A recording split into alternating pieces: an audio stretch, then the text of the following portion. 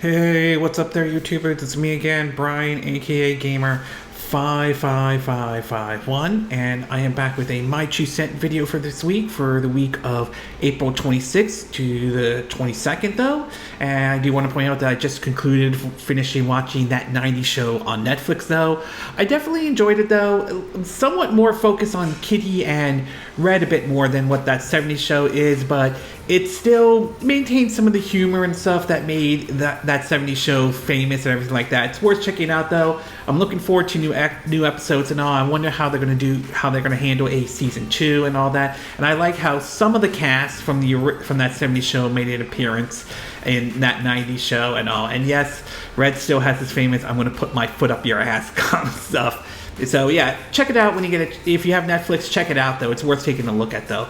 But anyway, we got 5 stories to cover. I normally would do 4, but this one recently just popped up, though, and this has to do with Hi-Fi Rush and the situation surrounding that one. I want to cover that one as on this, though. I probably won't do 5 all the time unless something really big pops up, but this one I think was worth taking a look at. But anyway, we do have 5 stories to cover, including, as I mentioned before, the situation surrounding Hi-Fi Rush and whether it was a flop or not, though. Nintendo had their indie showcase, though. March 2023's NPD's sales are out. And we also want to talk about Tango GameWorks, including a rumor about basically what they could be working on to basically issues surrounding Ghostwire Tokyo on the Xbox Series S and X.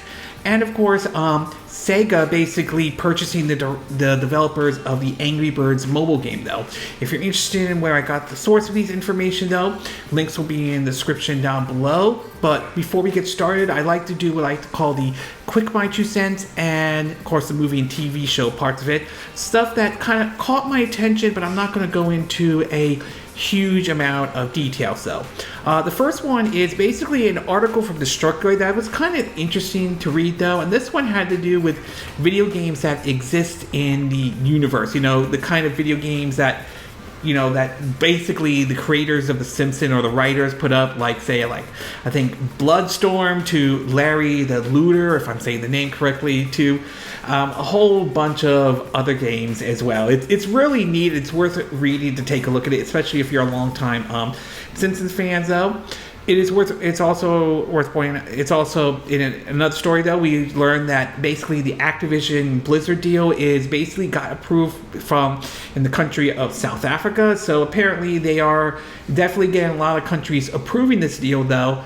I am very curious to see what the CMA is going to say, and if so, whether this will have any impact on what's going on between Microsoft, Activision Blizzard, and the FTC, though. So it's going to be very interesting to see that. But obviously, another country has given the okay for basically Microsoft purchasing Activision Blizzard, though.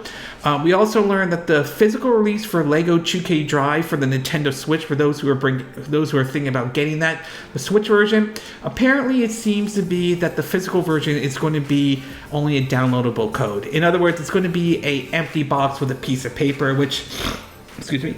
At this point, though, you might as well just, if you're really serious about getting it for the Nintendo Switch, at this point, you might as well just buy it through the Nintendo eShop. What's the point buying a physical version if there's not going to be the game cartridge there or anything like that? So, I mean, to me, my excitement for this game kind of went down a little bit when we started learning about the microtransactions to even this for the Switch version. To me, as a Switch owner, I consider this very insulting, though. I mean, it's one thing if it's a digital-only release. I'm not a fan of it, but okay, that's fine. But this, I mean, an empty box with a piece of paper, yeah, I'm not buying that argument or anything like that, though. We also learned that supposedly we've learned some performance targets that are being confirmed for the Xbox Series X and S for the upcoming release of Diablo 4, though, and apparently it doesn't seem to be certainly bad, especially for the Series S, though. Obviously, it's not going to have the pretty visuals or anything like that the way the Series X might, but it's apparently they're aiming for 60 frames per second, though, which certainly isn't a bad thing. My only real disappointment I have with Diablo 4 is the fact that it's going to be an always online. I think that is very unfortunate to be exact, though. I'm not a big fan of that approach and all, though. But nice to hear that supposedly they're going to hit 60 FPS, supposedly on the Xbox Series X and S, assuming they can hit that very well, though. We also learned that basically, one of the folks who worked at Obsidian, though, recalls the whole dysfunctional around basically what they were working on at the time was an RPG based off of the Aliens franchise. As some of you are aware, back then, Sega got the rights to the Aliens IP to do video games based off of it, though. Obviously, some of the games, while some games like Aliens Isolation is loved by a lot of folks, although it didn't sell very well. Others remember the notorious Alien Colonial Marines debacle that involved Randy Pitchford, Gearbox, and Sega, and all that kind of situation, though. And it's a little unfortunate that this game got canceled or shelved, though, because it would have been interesting to see what Obsidian could have done with the Alien license, to be exact, though. We also learned that basically next week, though, the final DLC for Xenoblade Chronicles 3 will be out and all that stuff. So for those who are looking forward to it, like I am, that definitely is worth on the radar, to be exact. We also learned that basically the amiibos, I think, will be out in July for Pyra and Mira from Xenoblade Chronicles 2, and there are plans to do one based on Noah and Mio from Xenoblade Chronicles 3, to be exact, though. I'm glad the series is getting the attention it deserves and all that stuff. I'm kind of curious to see where they'll take the series going forward after the events of Xenoblade Chronicles 3. Maybe a remaster or a remake of Xenoblade Chronicles X, or a sequel for that one. I would definitely be down with that if they did something like that, though. We also learned that the Jack Black's Peaches song from the Mario movie has basically debuted on the Billboard's top 100 charts, to be exact, though. It still amazes me that basically this song blew up online and all. I mean, it's one of those songs where it's like, it sounds so bad, it's good for some reason. And I gotta give props to Jack Black for pulling this off, though. I mean, it is pretty impressive how popular this song has come, though. We also learned that basically scalpers who basically were selling PS5s and all that stuff are seeing their price plummets as they're having a hard time, as we're starting to see PS5s start going back onto retail shelves, though. For those who are not familiar, when the PS5 and the Xbox Series S and X, mostly with the X, though, came out, though, it was very hard to find those systems, considering how you had these folks who basically would snatch them up, even on, when ordering online, to be exact, though, and basically put them on with outrageous prices on eBay and all that stuff. But with the system now seem to be more and more supposedly getting into retailers' hands, though, that's becoming very difficult for all these resellers and all that stuff. And some folks are very pleased to see this happen. And to some degree, yeah, it is. Basically, I think it's ridiculous how many of these resellers took basically these systems and then try to resell it at an outrageous price, though. So hopefully this means more people can pick up the system and have an easier time finding it than it was like 2 years ago and so forth, though. Not to mention, there's been reports that Sony's very happy that, at least in the UK, the PS5 is definitely doing very well for them and all. And finally, we also have a video that seems to have surfaced with basically questions being made to the FTC chairman, Linda Khan, over basically issues of decisions whether they are siding with Sony rather than Microsoft. And this stems from basically the whole Activision Blizzard deal and all that stuff, though.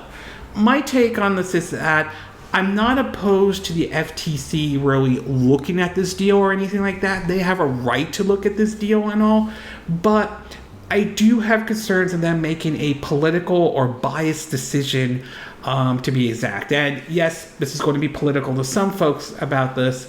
This stems from what we saw with the AT&T Time Warner deal, where basically Trump tried to interfere and wanted to prevent the deal from happening due to, quote, CNN being critical of Trump, but the judge ruled that basically the FTC cannot do that. You cannot make a bias or political decision on that, though, and allowed the deal to basically go through. So I have concerns about the FTC making a bias and political decision over Microsoft buying Activision Blizzard, not a legitimate concerns or anything like that, though.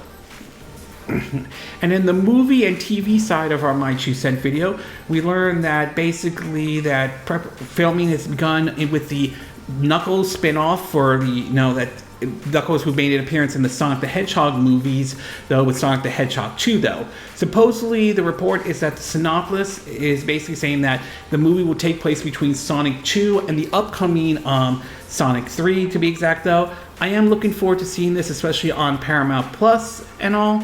I mean, I did enjoy the first Sonic movie, and I enjoyed the second one, though. They were good, nothing spectacular, but still enjoyable, nevertheless, though. So that certainly is, I'm certainly looking forward to seeing when this premieres on Paramount Plus.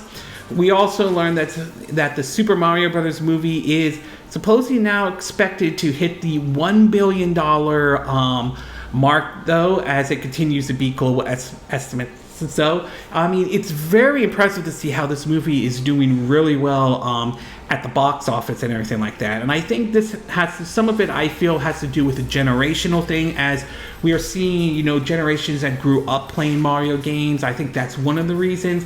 And I also think, and I mentioned this before in both my Mario movie and my Last of Us movie, Last of Us TV show to some extent, is that video games have become more mainstream now than they were like 30 to 40 years ago, to be exact, though. And I think now you're seeing people try to do a better job with these IPs than they were in the past. I'm not saying it's perfect, but it's definitely better than we were 30 to 40 years ago and all. So very impressive to see that the Mario movie is doing well. Would love to see a sequel. Hopefully they'll announce one soon, to be exact, though. We're also learning that basically that the actor who played Krang, I think Jonathan Morth, if I'm saying his name correctly, though, apparently, there have been talks about what his future is going to be in the MCU, though. As some of you are aware, he was recently arrested for supposedly hitting a woman and all that stuff.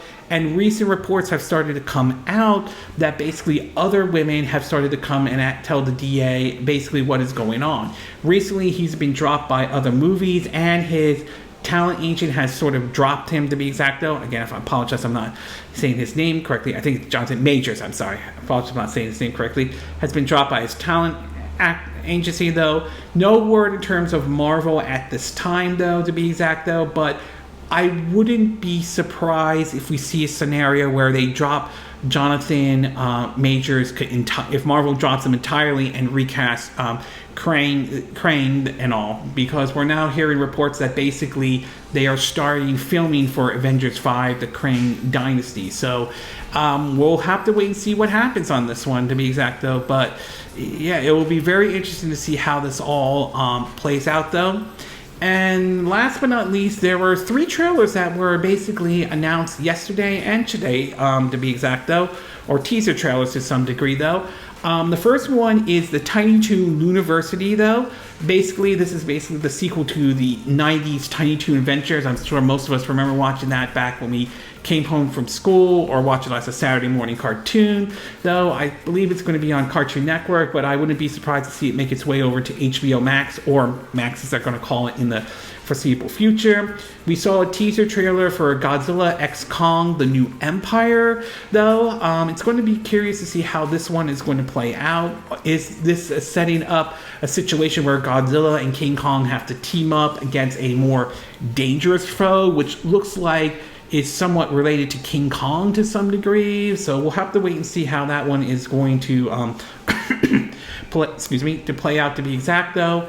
And last but not least, we are learning that the Spider-Man movies are now making their way over to Disney+. Apparently, from what we understand, it's basically Spider-Man 1, 2, and 3, the Amazing Spider-Man, the first one, and finally Spider-Man Homecoming. At this point, No Way Home and Far From Home and No Way Home, I forgot which order it goes, so far have not made their way over to Disney Plus yet. But if these movies are making their way over to Disney Plus, it wouldn't surprise me if the other ones make their way over to Disney Plus soon and all. Okay, with the quick My 2 Cent part now done, we'll get started with our first story, and this has to do with Sega, particularly who Sega decided to purchase and all that stuff. Now, we've been hearing studios basically, or companies start acquiring and buying studios before in the past, though. We've heard, how Sony has recently decided to purchase studios, including its Zombiac, though.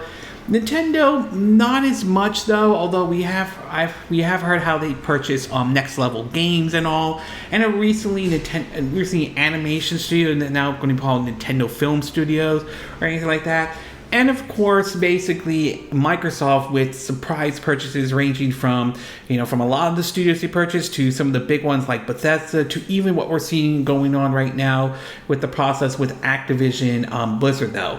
Sega is sort of interesting of what they decide to purchase, and this one is sort of, while still interesting that they purchased this studio, I wouldn't really go out of my way and say this is a big one on the same, or at least how I see it, on the same level as Microsoft purchasing Activision Blizzard, though. And that is the case that they have purchased the makers of Angry Bird, Rovio, for about $776 million, if I'm saying the name correctly, or let's see, or more towards basically 706 million euros. It's 776 million dollars, though. In several articles, this one from Game Informer, it reads, quote, Sega has announced it acquired Rovio, Rovio Entertainment, the Finnish mobile game company behind Angry Birds. A press release states that Sega will absorb the entire of Rovio's outstanding shares and options for $776 million in total, and what is being labeled as a friendly takeover, since Rovio's board of directors agreed to and support the acquisition term. This acquisition will begin next month and is expected to conclude in the second quarter of 2024 fiscal year once it completes the necessary antitrust reviews. Among the rapidly growing global gaming market, the mobile gaming market has especially high potential, and has been Sega's long-term goal to accelerate its expansion in the field. Says the president and group of CEO of Sega, Sammy Holming. I feel blessed to be able to announce such a transaction with Rovio's, a company that owns Angry Birds, which is loved across the world and home to many skilled employees that support the company's industry's leading mobile game development and operational capabilities. Historically, as represented by Sonic the Hedgehog series, Sega has released countless video game titles to various gaming platforms. I am confident that through combination of both companies' brands, characters, fan base, as well as corporate cultures and functionality, there will be significant range created going forward. Red and Sonic the Hedgehog, two global recognized and iconic characters made by two remarkable, compelling companies with a worldwide reach that spans mobile, PC, console, and beyond, says the CEO of Rovio's. In a statement, combining the strengths of Rovio and Sega presents an incredible, exciting future. So it's going to be very interesting to see what comes out of this basically Sega purchasing them. Are we going to see something like, say, a spin-off with Angry Birds starring Sonic characters or anything like that? Could we see the Angry Bird characters be used other than just simply for what Angry Birds is known for, though? Could the studio be responsible for maybe porting certain games over to mobile devices or anything like that? So it's going to be very interesting what comes out of this acquisition that Sega has decided to make, though. Do I think it's a big acquisition? No, not really. I mean, I'm not throwing shades at Angry Birds or anything like that, but I just don't see it on the same level as, say, like I said, Microsoft buying Bethesda or the process of Activision Blizzard. So I'm kind of curious to see what comes out of this, though, but I'm not thinking it's going to be anything huge or anything like that. But time will ultimately tell. So overall, though, Sega, in terms of acquiring the makers of Angry Birds, is certainly interesting and one I did not expect, though. But I just don't see it on the same level as, say, the studios that Microsoft has been purchasing, especially whether it's Bethesda or what's going on with Activision Blizzard and all. Okay, we're going to take a quick break, and when we get back, we'll get to part 2. And this one has to do with Tango GameWorks, ranging from rumors of what they could be working on next to issues that are emerging with basically the Xbox Series X and S version of Ghostwire Tokyo. So we'll take a quick break and we will be right back.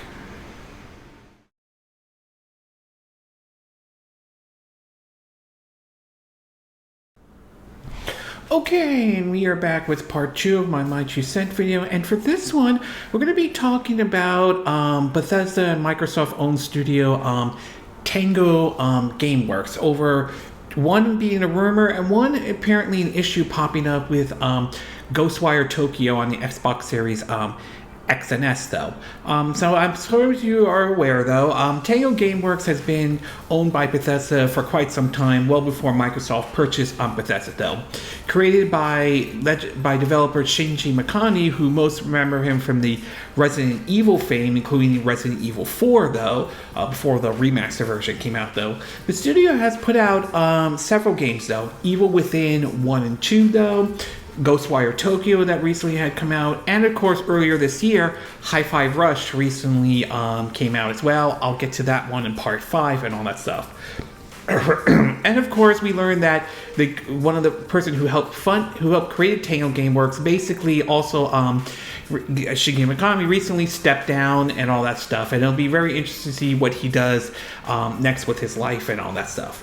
Well, recently there were reports coming out that the studio might be working on basically their next project could be a JRPG and all. Now, granted, it is worth pointing out that this information is a rumor, so the information needs to be taken with a grain of salt and all. That being said, reports seem to indicate that basically that this leaker also revealed the Baten Kaitos remaster, though, before that officially got announced on a Nintendo Direct, though, and supposedly the Overdose leak footage, though. So it's definitely not out of the question that what this leaker is saying could be true and all, but still a grain of salt should be taken on this nevertheless, though.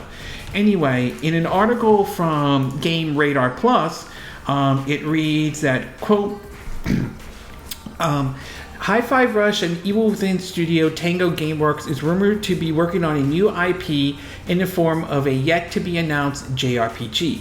This information comes from leaker TAS1S via the Reddit post, who claims that Tango GameWorks is currently working on a JRPG, which would be a new IP for the studio. If you need a little bit more convincing, this info has reportedly come from the same source as the Hideki Kojima Overdose leaked, and I mentioned the Baten Kaitos one, as well as the person who accurately leaked news of Baten Kaitos remaster. According to the leaker, this mysterious JRPG is just one of 2 games currently known to be in the works at the studio, with the other one apparently not being the Evil Within 3 or any other game in the series. Boo.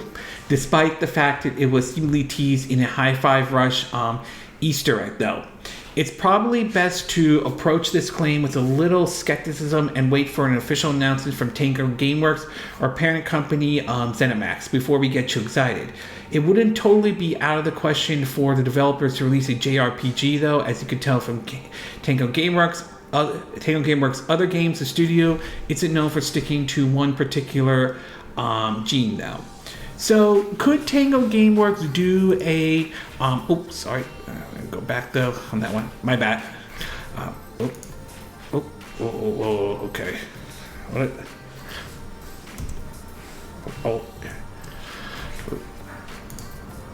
My bad on that one. Sorry. I hit the wrong button by mistake, though. Okay, so anyway, go on. Could Tango GameWorks basically do a JRPG or anything like that? I mean, it's not out of the realm of possibilities for them to do a JRPG and all. It would be very interesting to see them do a take on a JRPG, though. The question is, what kind of approach would they make in terms of a JRPG? Would it be like a turn-based RPG like we see with some of the classic RPGs, like some of the games like, say, the Final Fantasy Pixel Remastered, some of those type of games, or Octopath Traveler and all, or Bravely Default, though? Would be something along the lines of Bandai Namco's Tales series or anything like that? Could it be on the style similar to what we have with Monolith and Nintendo's Xenoblade Chronicles series, though? So or could it be like an action RPG or something like that, or turn-based or strategy RPG like the Disgaea series? So there are many ways in terms of JRPGs that the Tango GameWorks can go, though. What kind of direction they go remains to be seen, but assuming this rumor is true, though, I am kind of curious to see exactly what this JRPG would look like and everything like that. And I'm very curious indeed, especially since it probably will basically come to Game Pass and everything like that. Moving on with Tango GameWorks still, while Ghostwire Tokyo has finally made its way over to the Xbox Series X and S, though, apparently it seems that version is not running as well as a lot of people are hoping to say. From an article on Video Game Chronicles, though, it's pointing out that the game is supposedly worse on the Xbox platform than the PS5 version, though. According to the article, here's what it had to say. Quote, speaking on Digital Foundry DF Direct podcast, one of the folks there discussed his initial findings on the game, which would be broken down details in a full Digital Foundry video in a later date. This is what this person had to say. In general, it runs worse than PS5 and Series S is a bit of a mess. So it's really real situation and not really what you would expect from what is now Microsoft's first-party studios. This person explains that the situation in more details. The ray tracing reflections are somewhat low quality. There are shadow alignment bugs with the ray tracing shadows, though. Resolutions are pretty similar for the most part, but the quality mode has a modestly lower resolution than PS5. It looks like it performs is typically 5 to 10% lower than the PS5 version when comparing the same scene. Regarding the Xbox Series S performance in particular, the person said there are two graphical modes on Series S, performance and quality, and that neither have ray tracing. The game performance mode also appears to run less than 60 frames per second, noting that the PS5 versions released in March 2022 has its own performance issues. This person says, my hope is that they were able to fix some of the issues from the PS5 that they observed last year, and if anything, it's gone the opposite direction, though. So, not a great start with Ghostwire Tokyo on the Xbox Series X and S, though. Hopefully, this does get resolved soon, though, and they can fix it and the game can run better on the Xbox Series X and S, but still, not necessarily a good thing to see this game running, not at a really good state or anything like that. So, it's a little bit unfortunate to be exact, because it's a shame, because I played the game on the PS5, though. I thought it was pretty good, a little different than from what Tango Games did, which was Evil Within, though, but still an enjoyable game, nevertheless, more like an action horror type of a game and all those. So hopefully they'll iron out the issues with basically Ghostwire Tokyo on the Xbox Series X and S, but not a great start for that game and all. So overall, though it's a rumor for now, though, I am down with the idea of Tango GameWorks doing a JRPG. I'm very curious to see what kind of JRPG they would make, though. As far as Ghostwire Tokyo is concerned, though, I would say hopefully they'll fix the game and hopefully it will run fine on the Xbox Series X and S, but still not a great start for that game and all. Okay, we're going to take a quick break, and when we get back, we'll get to part 3, and this one has to do with the NPDs for March 2023 that are out. So we'll take a quick break, and we will be right back.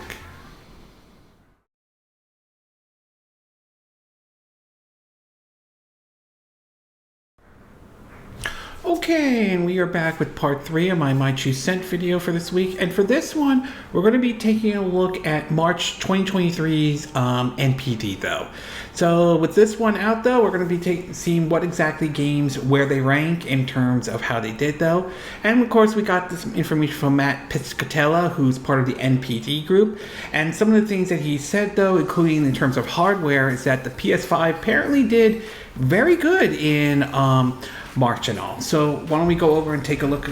This is from his Twitter thread in terms of where the games rank. So in terms of the top 20 games from March 2023, it has Resident Evil 4, the remake, at number 1, Hogwarts Legacy at number 2, MLB The Show at 23 at number 3, Call of Duty Modern Warfare 2022 at number 4, The Last of Us Part 1 at number 5, FIFA 23 EA Sports at number 6, WWE 2K23 at number 7, Elden Ring at number 8, Madden NFL 23 EA Sports at number 9, Mario Kart 8 at number 10, Minecraft at number 11, Octopath Traveler 2 at number 12, Metroid Prime Remastered at number 13. And last month's ranking, it was at number 21 though. Pokemon Scarlet and Violet at number 14, God of War Ragnarok at number 15, Kirby's Return to Dreamland at number 16, Dead Space 2023 at number 17, NBA 2K23 at number 18, Sonic Frontiers at number 19, and Lego Star Wars The Skywalker Saga at number 20 though. In last month's ranking, it was at number 41. I do wonder if some of that had to do with like The Mandalorian and everything like that, season 3 of The Mandalorian though. Over on the year-to-date, ending March 2023 though, we have basically Hogwarts Legacy at number 1, Call of Duty Modern Warfare 2 2022 at number 2, Resident Evil 4 2023, the remake, at number 3, MLB The Show 23 at number 4, Dead Space 2023 at number 5, Madden NFL 23 at number 6, FIFA 23 at number 7, Elden Ring at number 8, The Last of Us Part 1 at number 9, God of War Ragnarok at number 10, Mario Kart 8 at number 11, Pokemon Scarlet and Violet at number 12, Fire Emblem Engage at number 13, Minecraft at number 14, Forspoken at number 15, Sonic Frontier at number 16, Octopath Traveler 2 at number 17, NBA 2K23 at number 18, Monster Hunter Rise at number 19, and One Piece Odyssey at number 20 though. It also points out in terms of the PS5, which was pretty much, it looks like was the big winner for March though. He writes that, quote, growth in PS5 hardware spending once again drove the March hardware gain. PS5 was the best-selling hardware platform in units and dollars for both March and as well as 2023 year to date. PS5 hardware unit sales have now surpassed those of the PS4 on all-time alignment base, 29 months in the market. So apparently it does seem to be that the big winners for March though was the fact it was the PS5 and obviously the Resident Evil 4 remake though. Despite this game being a remake, it seemed to have done well enough in terms of the game doing very well in terms of sales wise. So obviously Capcom must be pretty happy though with how that game is doing though, and it'll be very interesting to see if they do a remake of Resident Evil 5 and 6.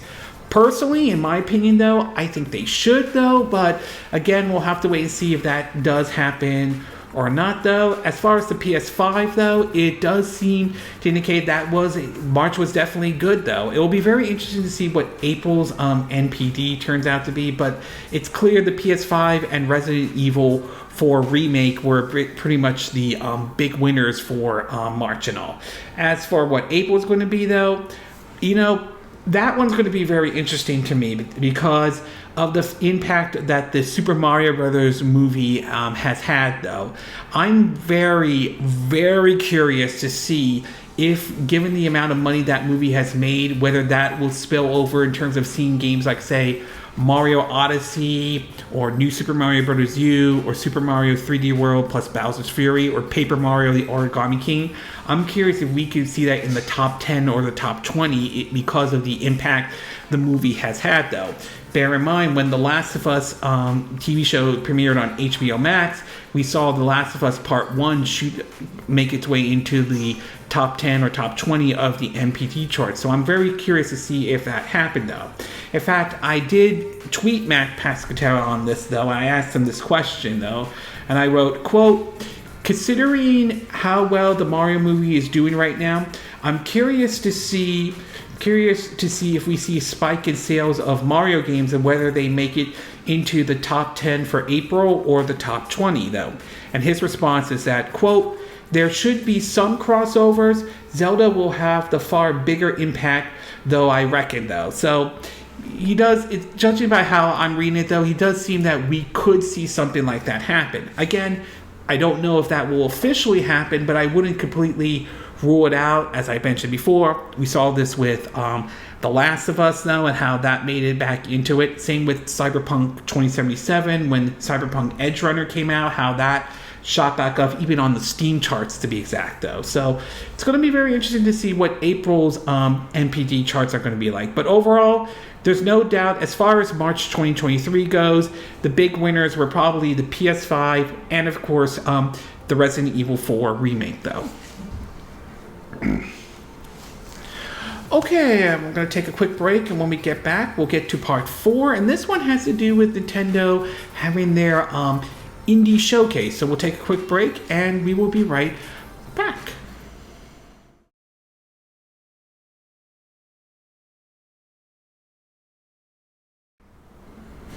Okay, and we are back with part 4 of my 2 cent video, and for this one, we're going to be taking a look at the indie showcase that just recently happened this week, though. So for those who are may or may not be familiar with it, though, Nintendo recently had their indie showcase, and they showed off basically what were some of the games. It was a 20-minute long showcase, so not really a huge one though.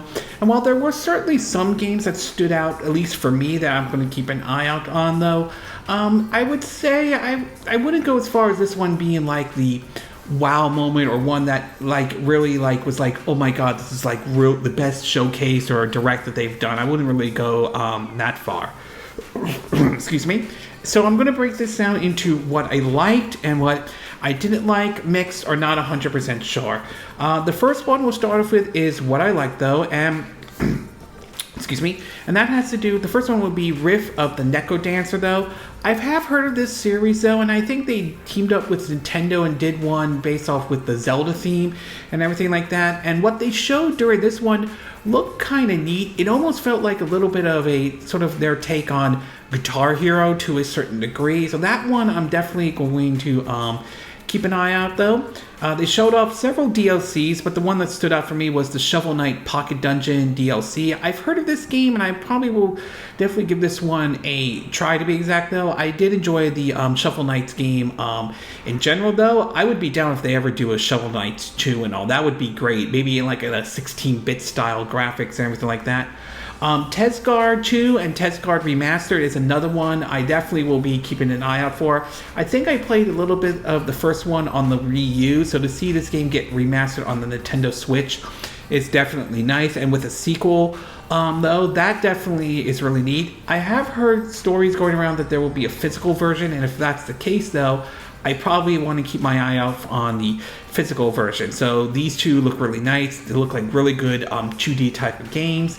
Blasphemous 2, excuse me, is another one I saw that looked really neat. And although I never played the first one, but I've heard some good things about it. Sort of somewhat of a Souls-like experience. So this is probably one I definitely want to try out and definitely keep my eye out for. And the last one is Bomb Rush Cyberfunk though. This one looks kind of interesting. I'm definitely getting a Jet Set Radio vibe out of it, to be exact though. And it's supposedly it will be coming out in August and all. So definitely one I will definitely be keeping an eye out on. As far as what I didn't like or mixed or not sure about, obviously a lot of people wanted to hear like a Hollow Knight Silksong announcement and everything like that. And unfortunately that did not happen in any way or in any shape or any form whatsoever. And I think it is a little bit unfortunate. I know a lot of people have been hoping that they would announce it. We know that it was mentioned, I think, coming to Game Pass and all that. So it's a little unfortunate though, because I know a lot of people are looking forward to Silksong and everything like that. But sadly, that did not get announced though.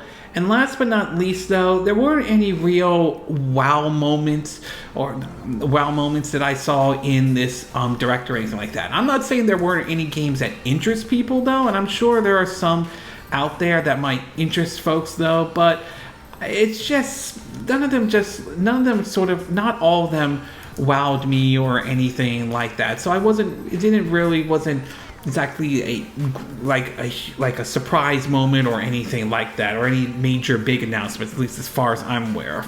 My overall takeaway from this indie showcase is that it was all right. I mean, it wasn't bad. There were some announcements, as I mentioned, that I did like that they announced, though, but nothing spectacular, nothing that would be like memorable or anything like that. It's certainly not the worst indie showcase or worst direct that they've done, though, but I wouldn't put it on my list of best indie showcase or best direct of all time, to be exact, though. It was fine. That's all I could say about as far as this indie showcase. It was just fine. So overall, some nice announcements they made, though, but I wouldn't consider this the best in terms of indie showcase or best in terms of the directs or anything like that.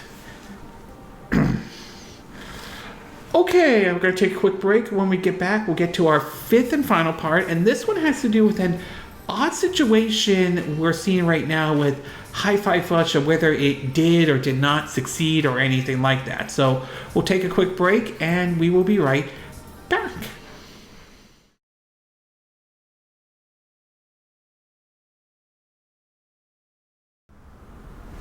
Okay, and we are back with our fifth and final part of our My 2 Cent video. One that it's somewhat unusual, but one I wanted to do because it had to do with a situation that kind of emerged today, even though this video will be going up on Saturday. And that has to do with Hi-Fi Rush. Now, as most of you are aware of, this is a game that kind of surprised some of us when it was announced during the Xbox Direct back in January, though, and sort of became somewhat of a surprise hit, depending on who you ask, though. The game definitely got good reviews from a lot of folks, though, and even supposedly did well on the on the Steam charts and all. But recently there has been some comments on whether or not the game was profitable or become a financial success or not, though.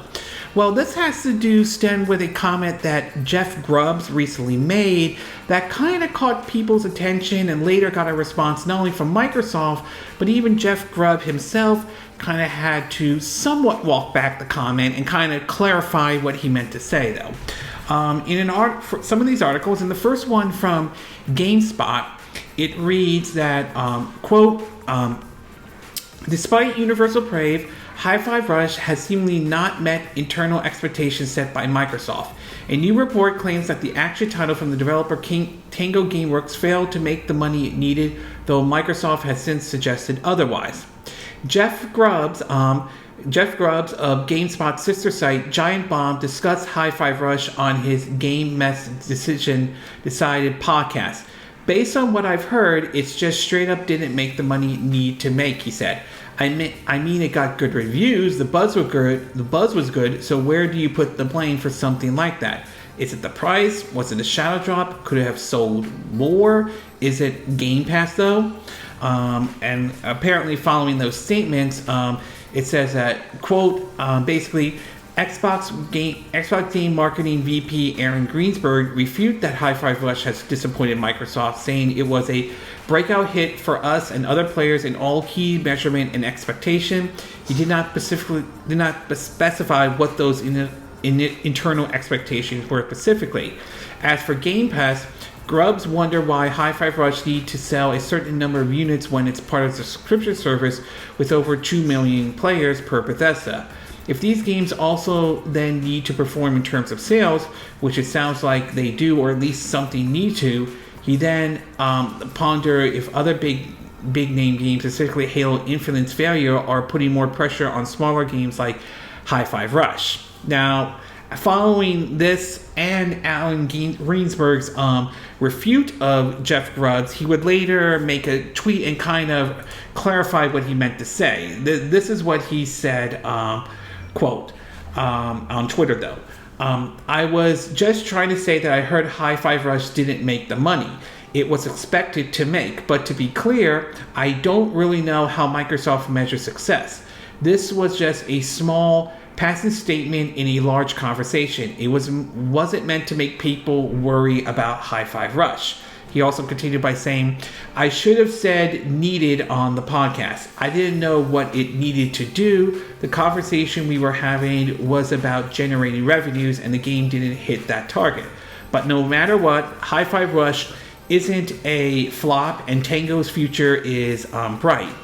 And just to add a little bit more to this, though, Matt Piscatella, while didn't weigh in on the situation, kind of sort of brought somewhat of a take on this matter. And this had to do with comments someone asked about if did Atomic Heart and Wulong Fallen Dynasty not do well, or is the NPD more useless with reflection on how well a game does now more than ever? Matt Piscatella would comment by saying something like, Dear enthusiastic game forum, the chart isn't meant to signal if a game did well or not. It ranks titles by dollar sales to help tell the story of the market and month, though. Some games at the top of the chart will be unprofitable, and many outside the top 20 would be very profitable. Consumer spending is only a part of the story of a game doing well. It's also a snapshot of a segment of content, and excluding add-ons, DLC, microtransaction spending, which for some titles can be the biggest part of the revenue stream, especially for long-running service titles. Ultimately, publishers will determine success benchmarks, and nothing in any sales chart will tell you what those are. Just take the chart for what they are. The answer you're looking for will never be public face outside of publishing earnings, so check those out instead, though. And he also points out that what digital is and isn't included in these charts isn't some secret. Been my pin tweet on this hell site for years now.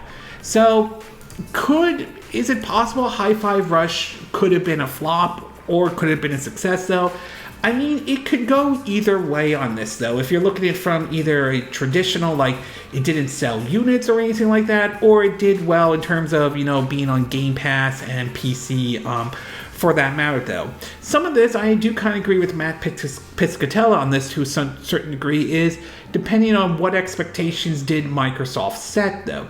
Did they set the expectation? Were they expecting this game to sell like gangbusters, though? Were they expecting it to sell reasonable enough as saying, yeah, this did very well for a smaller title or anything like that? So it does come down to what expectations was Microsoft truly setting, though. And believe me, we've seen times when certain developers, Square Enix, have raised expectations too high for a title. And Matt Piscatella isn't exactly wrong when he said that you could see a game in the top 20, in top 10 or top 20 and not do very well. I mean, good example is Forspoken. That made it into, I think, the top 10, but that did not perform as very well.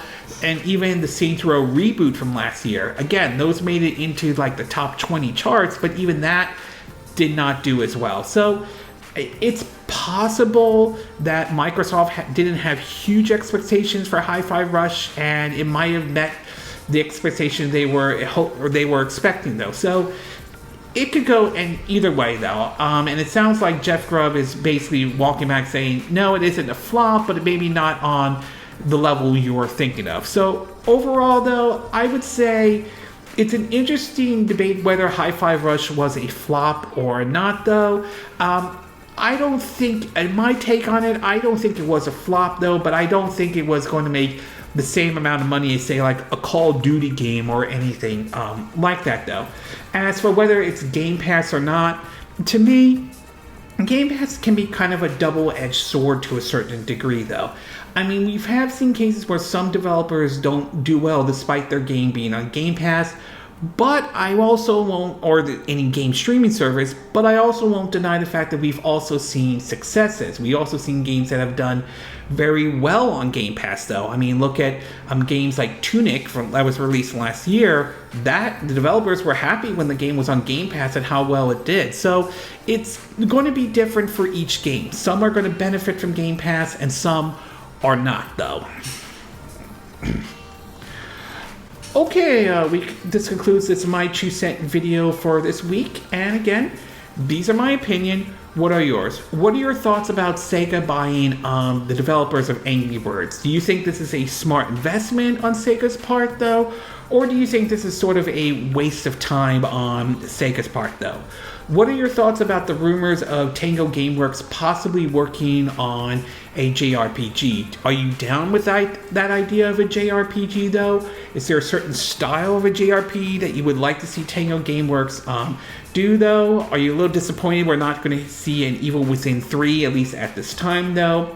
And what are your thoughts about the reports about the performance quality of the Xbox Series X and S version of Ghostwire Tokyo, though? Are you a little bit disappointed in how this game was handled on the Xbox Series X and S, though? Have you tried it out, though? Are you hoping that they'll fix it, though, fix it with an updated patch and all? Excuse me. What are your thoughts about March 2023's NPD, though? Were you surprised to see Resident Evil 4 Remake get the #1 spot? Are you not surprised at all? Are you surprised to see the PS5 did very well in the March 2023 NPD charts, though? Are you curious to see what April's might be, especially considering how well the Mario movie's doing in the box office, and whether or not that could lead to several Mario games making it into the top 20 in terms of for April 2023, though? What are your thoughts about the Indie Showcase, though? Did you watch it, though? And if so, did you like what was shown at the Indie Showcase? Did you not like it? Were there some games you were happy they announced? Were there some games you weren't happy that they announced, though? And what are your thoughts about the situation surrounding Hi-Fi Rush and some of the comments that Jeff Grubb said, though? Do you think he was spot on in terms of at the time when he said the game was a flop and then later walked back that comment, though? Do you think some people are blowing it way out of proportion? Do you think Alan Greensberg is right in saying that the game met the expectations, to be exact, though, for that game, though? Do you agree with what I said in this video? Do you disagree? Do you have a difference of opinion? As always, sound off on the comment section below. Let me know what you think. And if you do like this video, I hope you hit the like button. I would appreciate it. And I hope you do subscribe to my YouTube channel. If you do, make sure you hit the bell icon for notifications of any new videos I put up. Also, feel free to share this video if you want to, and feel free to donate to my channel if you like. You can do it through PayPal Me, Patreon, or Streamlabs. Links will be in the description of this video, assuming you're watching this on YouTube. And I will see you again next time when I do another video. Hopefully that'll be soon. Until then, from Southern California, I wish you all a good day then. Bye!